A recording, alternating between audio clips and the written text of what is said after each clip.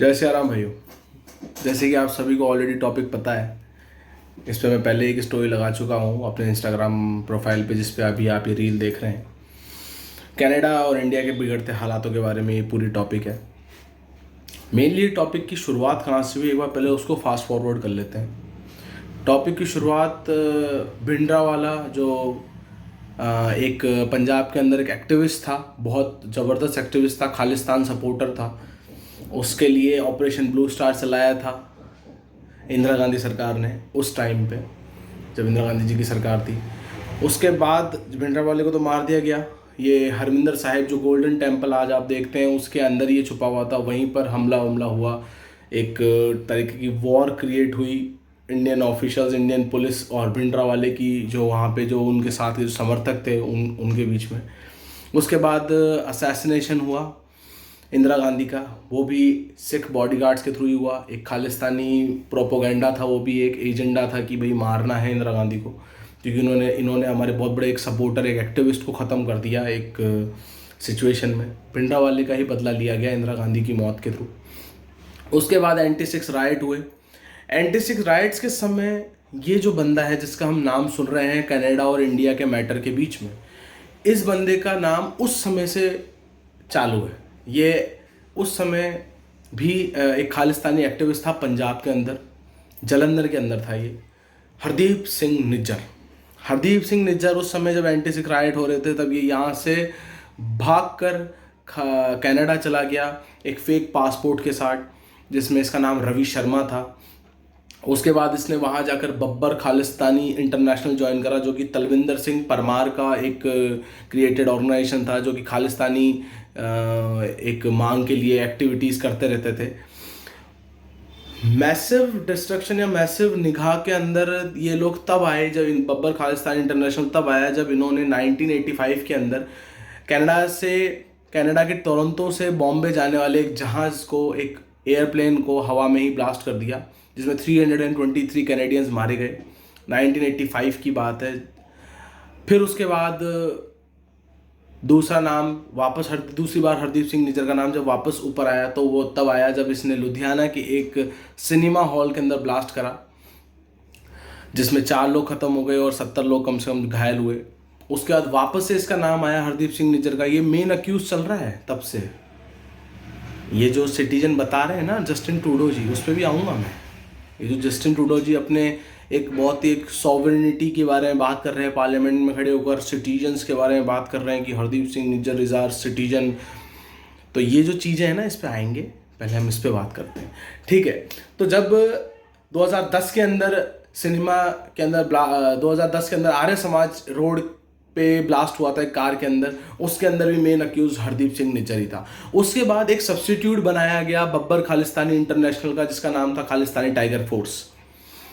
ये मैं जितने नाम बता रहा हूँ, जितने ऑर्गेनाइजेशंस के नाम बता रहा हूँ, अक्यूज्ड के नाम बता रहा हूँ, ये सारे के सारे होम मिनिस्ट्री और मिनिस्ट्री ऑफ एक्सटर्नल अफेयर्स की ऑफिशियल साइट्स पे जो टेररिस्ट ऑर्गेनाइजेशंस हमने बता रखी हैं वर्ल्ड को, उनके अंदर इनके नाम हैं, रजिस्टर्ड हैं। ये मैं हवा में बात नहीं कर रहा हूँ, ये सारी बातें रजिस्टर्ड हैं। तो मामला बिगड़ा कहाँ पे? मामला बिगड़ा ऐसे कि ये जो आज जो हम डिस्प्यूट आ रहा है कनाडा और इंडिया के बीच में, ये आज का नहीं है। कनाडा इंडिया का डिस्प्यूट ये बहुत पुराना है। इंडिया बहुत टाइम से समझाता आ रहा है कनाडा को कि आप अपने डोमेस्टिक पॉलिटिकल रीजंस की वजह से किसी एक ग्रुप को इतना भी सपोर्ट मत करो कि वो टेररिज्म फैलाने लग जाए अपनी कुछ प्रोपोगेंडा टाइप की या एजेंडा टाइप की मांगों को लेकर। यहाँ बात हो रही है खालिस्तानियों की, जो कि पंजाब में बैठे हैं। मैं उन्हें सिख नहीं मानता हूँ, मैं पहले बता दूँ। सिख मेरे भी बहुत दोस्त हैं। इस टाइप की मैंने कभी उनसे ना तो सुना उनके मुंह से इस टाइप की मांग मैंने कभी सुनी कि वो ऑटोनॉमी नहीं रहना चाहते हैं इंडिया की, वो एक खुद का एक सेपरेटिस्ट एक कंट्री बनाना के मांग में है या ऐसा कुछ है उनकी थिंक। कभी मेरे को रियलाइजेशन नहीं हुआ, ना मुझे कभी मालूम पड़ा कि वो ऐसी कोई स्टोरीज लगा रहे हैं, क्योंकि आजकल सब सोशल मीडिया पर दिख जाता है, ठीक है। तो ये बात बिगड़ी आज की 1-2 महीने की नहीं है, सालों से बिगड़ी हुई बात है। हमने कम से कम तो 3 बार एक्स्ट्राडेशन की फाइल करी है। एक्स्ट्राडेशन मैं आपको बता दूं, एक्स्ट्राडेशन होता है जब यहाँ कोई क्राइम करके, मतलब हमारे देश में कोई क्राइम करके दूसरे देश में भग जाता है, तो हम उस भगोड़ा ही बोलूँगा मैं, हाँ उस भगोड़े को हम वापस लाने के लिए एक्स्ट्राडेशन फाइल करते हैं, जो कि एक 2 देशों के अंदर एक पॉलिसी एग्रीमेंट होता है एक्सटर्नल अफेयर्स के थ्रू। 3 बार हमने एक्स्ट्राडिशन फाइल करी, 4 बार हमने नेगोशिएशन करी। 4 बार नेगोशिएशन में बता दूं, एक बार खुद मनमोहन सिंह जी वहां गए तब उन्होंने नेगोशिएशन करी।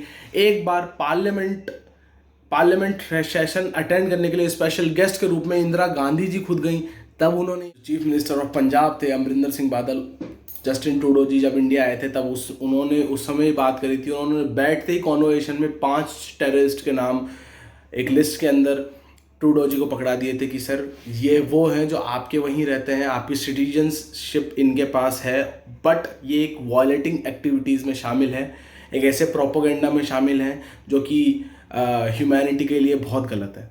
बट उसके बाद भी डाल के 3 बार कोई डिसीजन नहीं लिया गया, कोई कार्रवाई नहीं करी गई।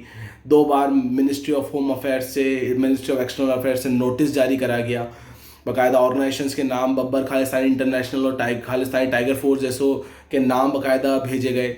कोई वहाँ से कार्रवाई नहीं हुई। कार्रवाई के नाम पर सिर्फ एक चीज़ हुई कि इन्होंने कुछ टाइम के लिए उन एक्यूज्ड को जो वहाँ पर थे उन्हें अरेस्ट कर लिया गया, but after that they release them, बस इस वजह से कि लेक ऑफ एविडेंस है, सिर्फ इस वजह से उन्होंने उनको छोड़ दिया। जो फॉर्मर चीफ ऑफ आर्मी है, जो वहाँ के फॉर्मल एडवाइज़र्स हैं, सिक्योरिटी एडवाइज़र्स, उन्होंने ये तक बोला है कि अगर कनाडा की पॉलिटिक्स अगर ये चीज़ नहीं रोकती है तो हम आने वाले टाइम में एक अनऑफिशियल टेररिस्ट हब बन जाएंगे। तो ये चीज़ जस्टिन ट्रूडो जी को सोचनी चाहिए थी। अब बात करते हैं कि एक्चुअल में मेन मैटर से इफ़ेक्ट क्या हो रहा है, दिक्कत कहाँ हो रही है। दिक्कत हो रही है, ट्रेडिंग बंद हो चुकी है। पहली बात तो ये, हम ट्रेड एक्सपोर्ट और इंपोर्ट करीब $3 बिलियन का, कैनेडियन डॉलर का एक्सपोर्ट इंपोर्ट हर साल इंडिया से कनाडा का होता रहा है, जिसमें हम consumer goods, engineering products, aircraft equipments, education भी हमारा बहुत वो है, मतलब एजुकेशन के लिए हमारे वहाँ यहाँ के बच्चे बहुत सारे वहाँ भी पढ़ रहे हैं वर्तमान में, जिसके लिए अभी रिसेंटली एक गाइडलाइन भी जारी करी है इंडियन गवर्नमेंट ने वहाँ के इंडियन एम्बेसी को, कि वो वहाँ पे रह रहे सारे इंडियन स्टूडेंट्स को ये चीज़ बता दे कि थोड़ा सा आप सतर्क रहें, थोड़ा आप सावधान रहें। CEPA जो कॉम्प्रहेंसिव इकोनॉमिक पार्टनरशिप एग्रीमेंट जो इंडिया और कनाडा का साइन हुआ था, उस ट्रेडिंग को पूरी तरीके से बंद कर दिया है, जिसमें हम केमिकल और फॉसिल फ्यूल टाइप्स के एक्सपोर्ट इंपोर्ट हमारे थ्रू और कनाडा के थ्रू करे जाते थे, वो सब कुछ बंद हो चुका है। अभी रिसेंटली सिर्फ एक चीज़ जरूर चल रही है, कंबाइंड मिलिट्री ट्रेनिंग जो चल रही है कनाडा और ऑस्ट्रेलिया की पैसिफिक ओशियन में, वो ज़रूर बंद नहीं करी है, क्योंकि ये चीज़ के लिए दोनों ही हमारे इधर से रक्षा मंत्रालय से जो हेड है उनके भी स्टेटमेंट आया, उधर से भी सेम स्टेटमेंट आया कि कोई भी डिप्लोमेटिक रीज़न की वजह से ये आर्मी प्रोसीजर या ट्रेनिंग बंद नहीं करी जाएगी। ठीक है, क्वेश्चन आता है हकीकत में ये बात कनाडा ही कर रहा है या फिर क्या मेन रीजंस क्या है? तो कनाडा से पूछे हुए जो क्वेश्चंस है ना, जिनके ऊपर आंसर अभी तक नहीं मिला है, मैं तो बहुत छोटा आदमी हूँ, हकीकत में बहुत सारे न्यूज़ चैनल्स को ये आंसर नहीं मिला है अब तक, जिसमें ट्रूडो ने बात पार्लियामेंट के अंदर बोली कि इंडिया के रॉ एजेंट्स ने हमारे यहाँ के इंडियन सिटीजन्स को हमारे यहाँ के कैनेडियन सिटीजन को हमारी कैनेडियन सॉइल पे मारा है। ये बात पार्लियामेंट में कही, कोई प्रेस कॉन्फ्रेंस बुला के नहीं कही। अगर इतना बड़ा इल्ज़ाम लगाना था तो शायद मेरे हिसाब से ये प्रेस कॉन्फ्रेंस के थ्रू होना चाहिए था, रेदर देन कोई पार्लियामेंट में। पार्लियामेंट के बाहर आते ही ट्रूडो के बयान कुछ फ़र्क चेंज हुए। ट्रूडो ने ये चीज़ बोली कि हमें ऐसा लगता है, हमारी इन्वेस्टिगेशन चल रही है इस चीज़ पे, तो वो चीज़ वहीं ख़त्म हो जाती है कि हाँ कहीं ना कहीं ये सेल्फ बेनिफिट या फिर डोमेस्टिक पॉलिटिक्स की वजह से ट्रूडो ने ऐसा बयान दिया है, जो कि मेरे हिसाब से बहुत ज़्यादा खतरनाक साबित। जिस बंदे के लिए, हरदीप सिंह निज्जर के लिए इतना ज़्यादा बवाल मचा हुआ है, उस बंदे को जब वो बंदा यहाँ से इंडिया से जब वो कनाडा भागा था फेक पासपोर्ट लेकर, उसने 3 बार अर्जी लगाई। तीनों बार अर्जी लगाने पर उसकी तीनों बार अर्जी कैनेडियन सरकार ने ही रिजेक्ट करी। फिर एकदम से जब जस्टिन ट्रूडो की सरकार बनती है, एकदम से हरदीप सिंह निज्जर को कनाडा की सिटीजनशिप मिल जाती है एकदम से। मतलब ये बहुत बड़ा क्वेश्चन हो चुका है कि उसको आपने सिटीजनशिप किस बेसिस पे दी है, क्योंकि कोई बेसिस नहीं है कैनेडियन गवर्नमेंट के पास कि उन्होंने किस बिना पर उसको अपना सिटीजन बताया है। पहली बात तो ये। दूसरी बात, प्रूफ ऑफ एलिगेशन जितने लगाए जस्टिन ट्रूडो ने कि हमारे रॉ एजेंट्स वहाँ पहुँचे, उन्होंने मारा, हमारे रॉ एजेंट्स ने वो एक एक करके खालिस्तानी को टारगेट कर रहे हैं, ये कर रहे हैं, वो कर रहे हैं। प्रूफ क्या है? आपके पास कोई प्रूफ हो तो आप प्रूफ बताओ, फिर आप एलिगेशन लगाओ। समझ रहे हो आप? प्रूफ नहीं है तो आप इतना बड़ा एलिगेशन, बहुत बड़ी कंट्री है, बहुत बड़ी इकोनॉमी होल्ड करती है वर्ल्ड की, तो कहीं ना कहीं वो चीज़ सोच कर उन्हें बयान देना चाहिए था। अब इसमें बात करते हैं कि क्या इसमें कहीं और देशों के इन्वॉल्वमेंट है, क्या इसमें किसी और ने आग लगाई है? क्योंकि मैं आपको बता दूं, जब जस्टिन ट्रूडो के कैनेडियन पार्लियामेंट इलेक्शंस चल रहे थे, ये तो अभी तो टेन्योर ये कंप्लीट कर रहे हैं अपना, जब कनाडा के अंदर पार्लियामेंट्री इलेक्शंस चल रहे थे, तब एक ऑफिशियल रिपोर्ट जारी करी थी कनाडा की मीडिया ने और कनाडा की जॉइंट इंटेलिजेंस एजेंसी ने कि कैनेडियन पार्लियामेंट्री इलेक्शंस के अंदर चाइना का हाथ है। और जस्टिन ट्रूडो का चाइना से बहुत अच्छा मेल जोल है। जस्टिन ट्रूडो के लिए भी बोला गया है कि इन्होंने चाइना से लिया हुआ फंड यूज़ करा है कैनेडियन पार्लियामेंट्री इलेक्शंस में खुद को जिताने के लिए। सबसे बड़ा क्वेश्चन यहाँ बन जाता है कि चाइना का इन्वॉल्वमेंट कहाँ से आ गया एकदम से। दूसरी बात, जोई बाइडन, हमारे जो अमेरिका के राष्ट्रपति हैं, उनके बयान बहुत बार चेंज होते दिख रहे हैं इस पूरे मामले में। अब जो उनका बयान है वो कनाडा के पक्ष में जाता दिख रहा है। अब वो ये चीज़ बोल रहे हैं कि पहले एक बार पूरी इन्वेस्टिगेशन हो जाने दो, उसके बाद हम किसी एक तरफ बैठेंगे। सेकंड, उन्होंने ये बात बोली कि इन्वेस्टिगेशन के दौरान इंडिया सपोर्ट करे, कनाडा की इन्वेस्टिगेशन को इंडिया सपोर्ट करे। तो अमेरिका से ये बात पूछी जाए कि हम तो सपोर्ट करते हैं उनकी इन्वेस्टिगेशन को, बट हमारे जो क्वेश्चन उठे हैं उनकी तरफ, उसका क्या, उन सब का क्या? तो ये वाली बात हुई। फिर उसके बाद इसमें मेन जो प्रिडिक्शंस निकलते हैं वो थोड़े से ऐसे हैं। ये प्रिडिक्शन मेरे सेल्फ से करे गए हैं। आप इस पूरी वीडियो को देखने के बाद आप खुद भी थोड़ा सा अगर दिमाग लगाएं और अनुमान लगाएं कि क्या हो सकता है, तो आपको बहुत सारे इसमें पॉइंट मिल सकते हैं। हिस्ट्री गवाह रही है कि कोई भी दो देशों की लड़ाई में सबसे ज़्यादा फ़ायदा उठाने वाला सबसे पहला देश जो आगे भागा है वो अमेरिका है। अभी वर्तमान में भी शायद यही हो सकता है कि दोनों देशों की सुलह कराने के लिए अमेरिका आगे आ जाए। पॉसिबिलिटी है कि वो इंटरमीडिएटर बन के दोनों देशों को समझा दे, वो इस मामले को वहीं ख़त्म कर दे। दूसरी बात, चाइना को G20 समिट के बाद चाइना को बहुत सारी कंट्रीज़ ने ट्रेडिंग के ऑप्शन में बैन कर दिया। उनके ट्रेडिंग सी रूट्स, उनके ट्रेडिंग एयर रूट्स को उन्होंने ब्लॉक कर दिया है कि हम लोग चाइना से कोई ट्रेड नहीं करेंगे। तो चाइना इस बात को लेकर आग बबूला बहुत बुरी तरीके से हो रखा है। तो हो सकता है कि चाइना सपोर्ट करे कनाडा को। चाइना सपोर्ट करेगा तो चाइना का बेटा है पाकिस्तान, वो भी सपोर्ट करने आगे आएगा ही सही, उसमें कोई दोहरा ही नहीं है। बाप को कौन छोड़ेगा। तो उस चीज़ में दोनों देशों से फिर एग्रेशन डिसीजंस निकलेंगे, कनाडा से भी और इंडिया से भी, क्योंकि इंडिया इन मामलों में पीछे नहीं हटेगा, क्योंकि इंडिया बहुत टाइम से सहन करता आ रहा है, जो कि मैंने डेटा आपको पहले बताया कि क्या क्या चीज़ें हुई है इंडिया के साथ। तो इंडिया इस मामले में कहीं ना कहीं अगर कनाडा एग्रेसिवली डिसीजन लेता है या एग्रेसिवली स्टेप उठाता है चाइना और पाकिस्तान जैसे देशों को मिलकर, अमेरिका को भी मिलाकर, तो इंडिया पीछे नहीं हटेगा। इंडिया भी इस चीज़ को फॉलो अप करेगा। दूसरी बात, हो सकता है कोल्ड वॉर टाइप की सिचुएशन क्रिएट होता है। कोल्ड वॉर में होता क्या है कि यूजुअली एजेंसीज आपस में लड़ती हैं, ये हमारे को नहीं पता लगता है कि किसने किसको मारा। बहुत सारे और ऑपरेशंस भी कंडक्ट करे जा सकते हैं कोल्ड वॉर सिचुएशन में।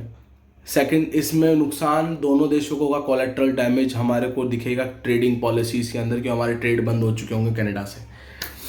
तो ओवरऑल अगर मैं इस पूरी बात का अगर सार निकालूं तो शायद मुझे बस इतना सा बताना पड़ेगा आप लोगों को कि कहीं ना कहीं होते हुए कनाडा और इंडिया इस चीज़ को लेकर अभी वर्तमान में कोई भी तरीके का स्टॉपेज नहीं लेगी। ये दोनों ही अपनी बात पुट करने की कोशिश करती रहेगी। पूरी है कि कनाडा को इंटरनल सपोर्ट मिल रहा है, तब जाके वो इतने बड़े देश से भिड़ने को आगे आ गया सिर्फ एक छोटे से मुद्दे को लेकर। तो कहीं ना कहीं कनाडा को बैक सपोर्ट मिल रहा है बहुत बड़े बड़े देशों का, जिसमें चाइना है, जिसमें अमेरिका है, और मिल रहा है 100%। क्योंकि अभी रिसेंटली कल परसों ही कैनेडियन पार्लियामेंट के अंदर एक नाज़ी सैनिक को सम्मानित कर दिया गया है, जो कि बहुत बड़ी चीज़ है। वहाँ सैनिकों समय, जिसमें उस समय यूक्रेन के राष्ट्रपति भी वहाँ मौजूद थे, जेलेंस्की, वो भी वहीं थे। उन्होंने भी उसका सम्मान कराया, जिसका बहुत बड़ी निंदा करी है रशिया ने बहुत ज़्यादा निंदा करी उस चीज़ की कि ये चीज़ नहीं होनी चाहिए थी। तो कहीं ना कहीं होते हुए ये एक वॉर टाइप की सिचुएशन क्रिएट हो रही है। अभी तो वर्तमान में सिर्फ कोल्ड वॉर, वर्ल्ड वॉर 3 की हम बात नहीं कर रहे हैं, अभी वर्तमान में सिर्फ और सिर्फ एक कोल्ड वॉर टाइप की सिचुएशन क्रिएट हो रही है। अब आगे देखते हैं आगे दोनों देश क्या डिसीजन लेते हैं। Hope you guys enjoy this video. मुझे लगता है कि आप लोगों को अच्छी लगी हो वीडियो। Thank you. जय सिया राम। जय सिया राम भाइयों। जैसे कि आप सभी को ऑलरेडी टॉपिक पता है, इस पर मैं पहले एक स्टोरी लगा चुका हूँ अपने इंस्टाग्राम प्रोफाइल पे, जिस पे अभी आप ये रील देख रहे हैं। कनाडा और इंडिया के बिगड़ते हालातों के बारे में ये पूरी टॉपिक है। मेनली टॉपिक की शुरुआत कहाँ से हुई, एक बार पहले उसको फास्ट फॉरवर्ड कर लेते हैं। टॉपिक की शुरुआत भिंडरावाला, जो एक पंजाब के अंदर एक एक्टिविस्ट था, बहुत ज़बरदस्त एक्टिविस्ट था, खालिस्तान सपोर्टर था। उसके लिए ऑपरेशन ब्लू स्टार चलाया था इंदिरा गांधी सरकार ने उस टाइम पे, जब इंदिरा गांधी जी की सरकार थी। उसके बाद भिंडरावाले को तो मार दिया गया। ये हरमिंदर साहिब, जो गोल्डन टेम्पल आज आप देखते हैं, उसके अंदर ये छुपा हुआ था। वहीं पर हमला हुआ, एक तरीके की वॉर क्रिएट हुई इंडियन ऑफिशियल्स, इंडियन पुलिस और भिंडरावाले की, जो वहाँ पे जो उनके साथ के जो समर्थक थे उनके बीच में।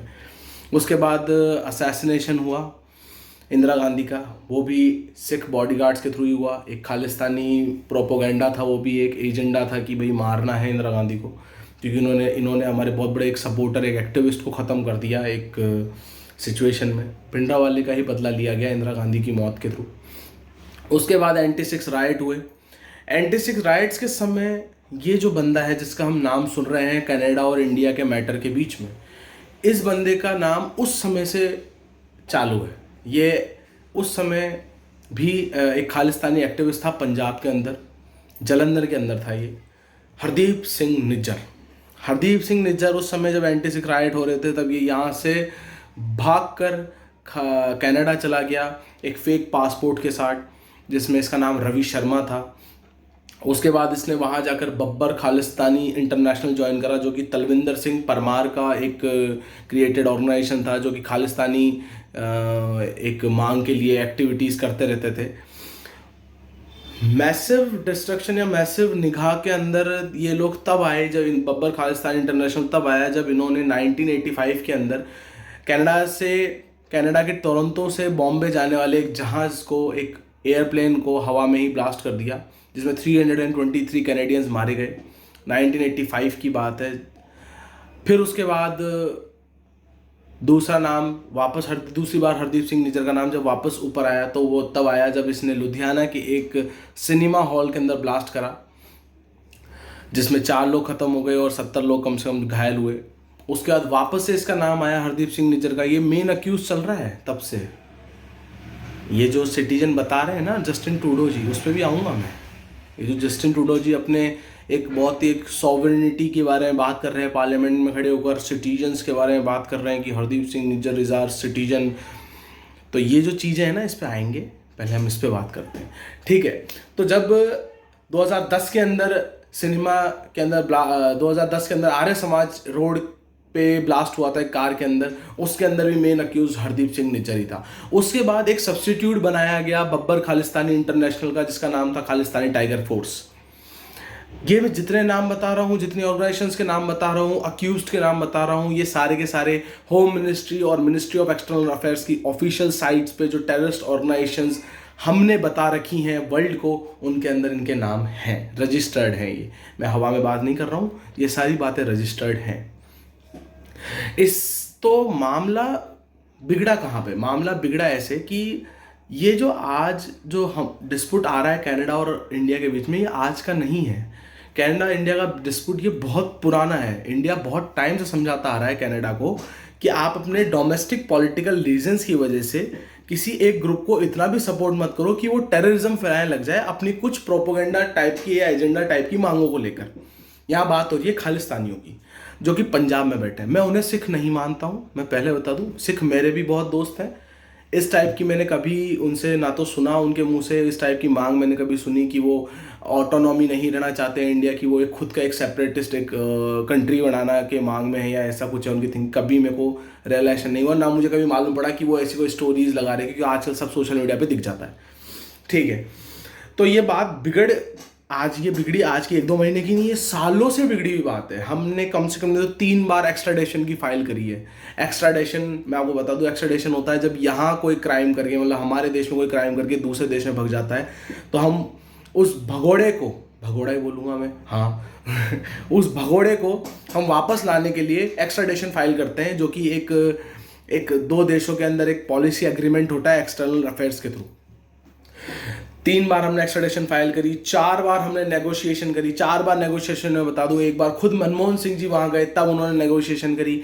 एक बार पार्लियामेंट सेशन अटेंड करने के लिए स्पेशल गेस्ट के रूप में इंदिरा गांधी जी खुद गई, तब उन्होंने, चीफ मिनिस्टर ऑफ पंजाब थे अमरिंदर सिंह बादल, जस्टिन ट्रूडो जी जब इंडिया आए थे तब उन्होंने उस समय बात करी थी। उन्होंने बैठते ही कॉन्वर्सेशन में 5 टेररिस्ट के नाम एक लिस्ट के अंदर ट्रूडो जी को पकड़ा दिए थे कि सर ये वो हैं जो आपके वहीं रहते हैं, आपकी सिटीजनशिप इनके पास है, बट ये एक वॉयलेटिंग एक्टिविटीज़ में शामिल है, एक ऐसे प्रोपोगेंडा में शामिल हैं जो कि ह्यूमैनिटी के लिए बहुत गलत है। बट उसके बाद भी डाल के 3 बार कोई डिसीजन नहीं लिया गया, कोई कार्रवाई नहीं करी गई। 2 बार मिनिस्ट्री ऑफ होम अफेयर्स से, मिनिस्ट्री ऑफ एक्सटर्नल अफेयर्स से नोटिस जारी करा गया, बाकायदा ऑर्गेनाइजेशंस के नाम बब्बर खालिस्तानी इंटरनेशनल और खालिस्तानी टाइगर फोर्स जैसों के नाम बाकायदा भेजे गए। कोई वहाँ से कार्रवाई नहीं हुई। कार्रवाई के नाम पर सिर्फ एक चीज़ हुई कि इन्होंने कुछ टाइम के लिए उन एक्यूज्ड को जो वहाँ पर थे उन्हें अरेस्ट कर लिया गया, but after that they release them, बस इस वजह से कि लैक ऑफ एविडेंस है, सिर्फ इस वजह से उन्होंने उनको छोड़ दिया। जो फॉर्मर चीफ ऑफ आर्मी है, जो वहाँ के फॉर्मल एडवाइज़र्स हैं, सिक्योरिटी एडवाइज़र्स, उन्होंने ये तक बोला है कि अगर कनाडा की पॉलिटिक्स अगर ये चीज़ नहीं रोकती है तो हम आने वाले टाइम में एक अनऑफिशियल टेररिस्ट हब बन जाएंगे। तो ये चीज़ जस्टिन ट्रूडो जी को सोचनी चाहिए थी। अब बात करते हैं कि एक्चुअल में मेन मैटर से इफ़ेक्ट क्या हो रहा है, दिक्कत कहाँ हो रही है। दिक्कत हो रही है, ट्रेडिंग बंद हो चुकी है।